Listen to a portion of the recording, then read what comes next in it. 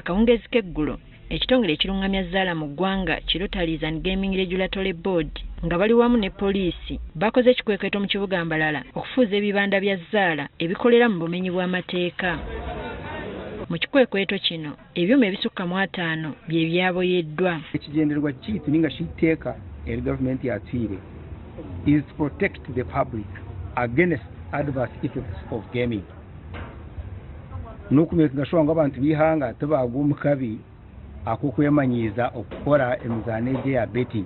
Steven Tabaruka nga yakulira ebikwekweto mu kitongole kino agamba nti ebibanda ebisinga bibadde bitandise okwettanirwa abaana abato ekikontana n'amateeka. Abaana abato iteeka nirutse emyaka 25 niho omuntu ashemeye kutandikira okuzaana zaata.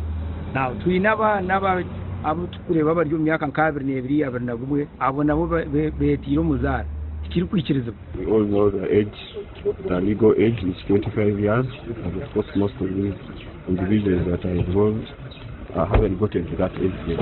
Abamu ku batuuze mu kitundu kino basanyukidde ekikwekweto ekikoleddwa nga bagamba ebyuma bino bibadde biviiriddeko obumenyi bw'amateeka okweyongera. Nga wazayo yakuteera n'essimu wagisagamu kandi biryarwa rw'omurumo gwange ati aho nimba ninyebuuza gavumenti neesiteekateeka yita bakukorera muhanda oba beboba osanga wano kusipika musenyi abaana babba obusimu bw'abantu babba buli kimu ajayo zeseemu naye ng'ate talina takyagenda kufuna na kimu n'amagga ag'ekyoma nga ninywa bbiya ati ninywa wengi abitaano nga nintwala efuuti ati nzo mbiteeteeki ati nzo nize n'okuza ente ag'ekyoma. Ekitongole ekirungamya emizannyo gya zzaala kirambisa emitendera emituufu eri abo abeenyigira mu zzaala. Okuzaana zaara ne zaara n'omuzaano nk'endiijo otakaba n'ozaana zaara okagizaana nka business tuninja kuyamu sente nchakare nye mwezindi bwashesha n'omuzaano gw'omugisha